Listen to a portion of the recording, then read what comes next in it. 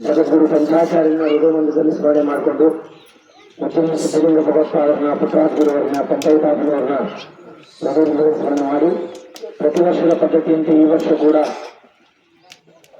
ಉಚಿತ ಆರೋಗ್ಯ ತಪಾಸಣಾ ಶಿಬಿರವನ್ನು ನಾವು ನಡೆಸ್ತಾ ಬಂದಿದ್ದೇವೆ.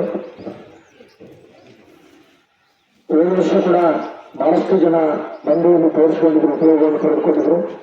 ಈ ವರ್ಷ ವಿಶೇಷವಾಗಿ ಸ್ವತಂತ್ರರು ಪಿಎಲ್ಡಿ ಬ್ಯಾಂಕ್ ಅಧ್ಯಕ್ಷರು ಅವರು ಈ ಕಾರ್ಯಕ್ರಮದಲ್ಲಿ ಭಾಗಿಗಳಾಗಿರ್ತಕ್ಕಂಥದ್ದು ಬಹಳ ಹರ್ಷ ತಂದಿದೆ, ಸಂತೋಷ ತಂದಿದೆ.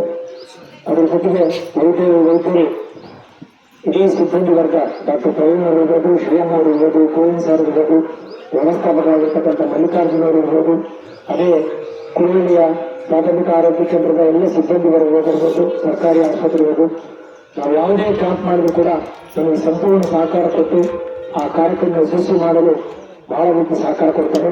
ಯಾಕಂದ್ರೆ ಗ್ರಾಮೀಣ ಭಾಗದಲ್ಲಿ ಈ ಉಚಿತ ಆರೋಗ್ಯ ತಪಾಸಣೆ ಶಿಬಿರ ಬಹಳ ಉಪಯೋಗ ಆಗ್ತದೆ.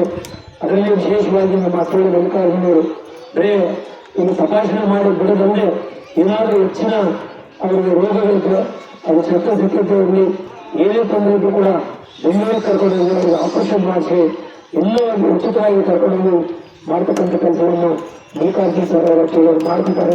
ಇದೊಂದು ಒಳ್ಳೆಯ ಕೆಲಸ ಅಂತ ಹೇಳಿ ಯಾವಾಗಲೂ ಪಂಚಾಯತಾಧಿಕಾರಿ ಕೈಯಿಂದ ಮಾಡತಕ್ಕಂಥದ್ದು ನಮಗೆ ಬಹಳ ಸಂತೋಷ ತಂದಿದೆ.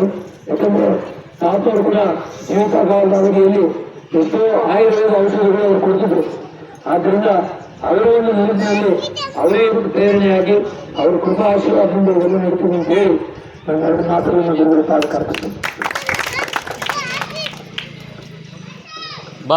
ಪ್ರಾಸ್ತಾವಿಕ ನಡೆದ ಮತ್ತೊಂದು ಸಮರದ ಧನ್ಯವಾದಗಳು. ಈ ಒಂದು ಕಾರ್ಯಕ್ರಮ